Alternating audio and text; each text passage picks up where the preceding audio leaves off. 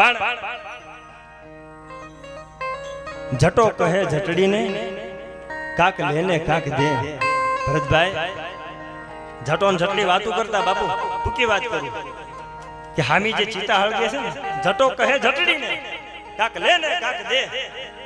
હામી જે ચિતા હળગે છે એવી રીતે તારા ને મારા શરીર તો પચમાં ભૂતમાં મળી જવાના છે, પણ કાક જો સારું કાર્ય કર્યું છે તો જગત યાદ કરશે. બાપુ ભાવનગર જાય ને, ભાવનગર વચમાં 11 કરીને ગામ આવે છે, પંખીના માળા જેવું ગામ છે. અને એક ઉતારના દીકરા બાપુ ઈ જમાનામાં 100 રૂપિયા માણા જેથી પૈસા વાળો ગણાતો. ઈ જમાનામાં પોતે પોતાના 20,000 ના ખર્ચે ભગવાન શિવનું મંદિર બનાવેલું. અને ભાવનગરના રાજકવી પિંગલસિંહભાઈ જેના દુહા કીધા કે પરતાપ તારા પુણ્યનું તને હુજી ગયું હુતાર, હાથે લીધા 20,000 તે નાણા ખર્ચા નારણા. પરતાપ તારા પુણ્યનું તને હુજી ગયું હુતાર. આ સ્વાર્થનો સંસાર, આમાં સંભારે નહીં કોઈ હગા. તમે ગમે એવું રાખ્યું હોય, તમે ગમે એવા ગહાણા હોય, અમુક માણા એવા નુગરા હોય છે, તમારી રખાવટને યાદ ન રાખે. તમને કાયમ ત્યાંથી અબજો મળે, તમને ત્યાંથી કોઈ દી જવા મળે ને. આ સ્વાર્થનો સંસાર, આમાં સંભારે નહીં કોઈ હગા, પણ તને સંભારશે હુતાર, તને નરણે કોઠે નારણા. આવા જેને સદકાર્ય કર્યા છે એની ગાથાઓ, એની વાતો જગતના ચોકમાં અમર થઈ ગઈ.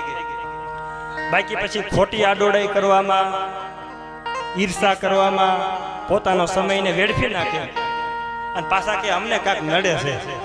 તમને કાંઈ નડતું નહીં, તમારા પેટનો મેલ તમને નડે છે. આ પેટમાં જ કાતી બારી કાઢી નાખો, આપોઆપ રાગે પડી જાય છે. મુદ્દો ન્યા પીડ્યો યાર, ક્યાંય ગોતવાની જરૂર નથી, પેટમાં જ પીડ્યું છે યાર. પણ એક વાત જીવનમાં યાદ રાખજો, બદનામ વો લોગ કરતે હૈ जिनको बराबरी करने की औकात नहीं यार. તમારી બરાબરી ન થાય એટલે પછી તમારી નેગેટિવ ખોટી વાતો નહીં ફેલાવતા હોય છે, એ દુનિયા છે યાર. પણ બાપુ મને છેલ્લી વાત બહુ ગમે છે. એક મોટું નગર, શબ્દમાંથી ધ્યાન આપજો, સમયની મર્યાદામાં મારે બોલવું છે બાપુ. મોટું નગર, નગરના રાજાને એક વિચાર આવ્યો, એ વડીલ, નગરના રાજાને વિચાર આવ્યો મારી પ્રજાને, મારી રયતને મારે બધાને ખીરે વાળું કરાવવું છે. બાપુ વિચાર આવ્યો એટલે ઢોલ વગાડી દીધો કે બધાને રાત તરફથી બધાને ખીર પાવાની આવજો. હુકમ કર્યો કે રાત તરફથી બધાને ખીર પાવાની છે. પણ ત્યાં તો બાપુ માણાની લાઈન મળી લાગવા હો, હિહ મળી બોલવા. રસોઈયાને બોલાવી કાર્યક્રમ શરૂ કર્યો, ખીરનો જે પ્રોગ્રામ હતો શરૂ કર્યો.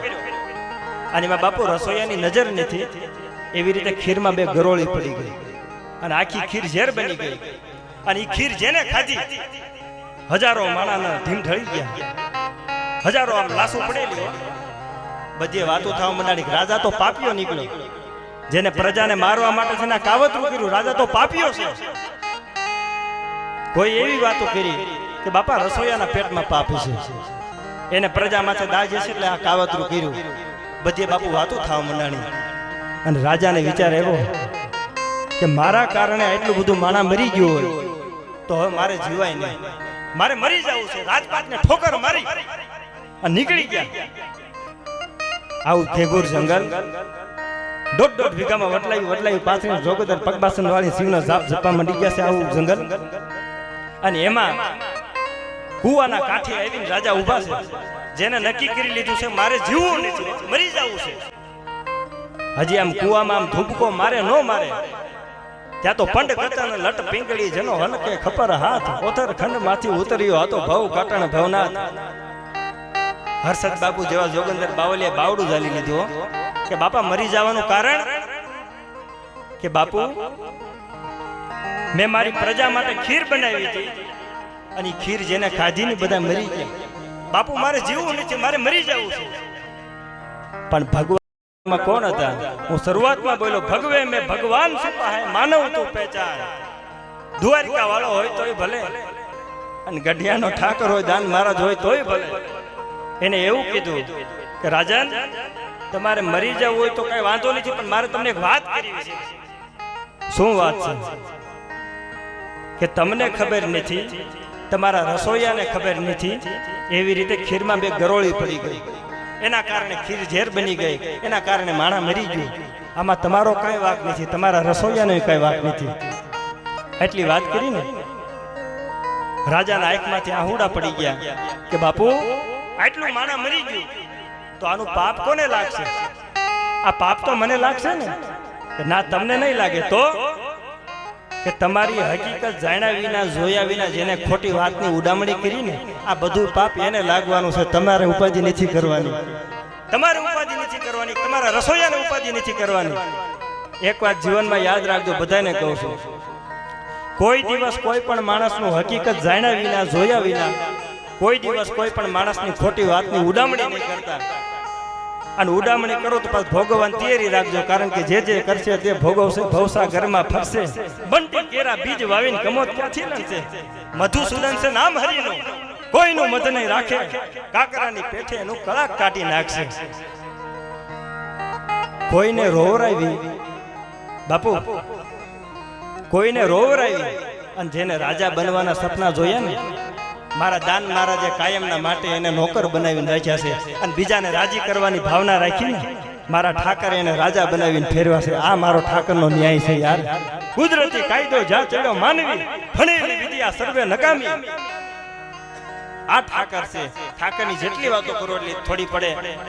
પણ હમણાં હું બોલ્યો બાપુ, ઈમાનદારીથી જીવવા વાળા, નીતિથી જીવવા વાળા માથા પછાડે છે. આખું વરસ ખેડૂ માણા મહેનત કરે, અનાજ પકાવે, તોય અમુક ભરદા એને હક નથી લેવા દેતો. એના હકનું છે છીનવા ઊભા થાય છે. મત લેવાના હોય, મોટી મોટી વાતો કરે કે અમે તમને અહીંયા લાભ દેવરાવશું, અમે તમને અહીંયા લાભ દેવરાવશું, અમે તમારું એટલું દેણું માફ કરી દઈશું. તમારાથી કાંઈ ન થાય, તમારાથી ખાલી વાતો થાય. તમારાથી નાના માણાના, ગરીબ માણાના તમે નિહાકા લઈ આગો, તમારાથી બીજું કાંઈ ન થાય. એટલા માટે બધાને ભાઈ તરીકે આમાં બધા ખેડૂ માણા હોય. હું પણ ખેડૂ છું બાપુ, એટલે કહી ગયું કે તમારું હિત વિચારે છે, તમારું સારું વિચારે છે ને, તમે એના બાવડા ચાલજો. ચાપલુસિયાના કોઈ તળિયા સાટવા નહીં જતા. ચાપલુસિયાને તમે હાથીની અંબાડીમાં જ બેહાડો ને તોય કોઈ દિવસ તમારું સારું નહીં વિચારે.